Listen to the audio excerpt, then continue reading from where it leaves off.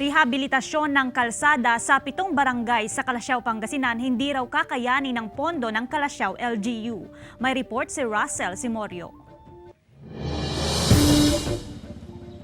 Madalas bahain ang barangay Nagsaing, Calasiao, Pangasinan tuwing tag-ulan. Mababa kasi ang kalsada at malapit sa Marusay River. Kadalasang umaabot sa 2 talampakan ng lalim ng baha sa kalsada. Lalo na doon po sa Sitio Riverside at saka dito sa Sitio Baybay na may mababa dyan na parte. Kailangan po siyempre pataasin po yung daan para pag nandyan na yung ulan or pag nandyan na yung bagyo, siyempre hindi na mababaha. Kabilang ang barangay Nagsaing sa 7 barangay na nasa listahan ng Municipal Engineering Office na isa sa ilalim sa road rehabilitation.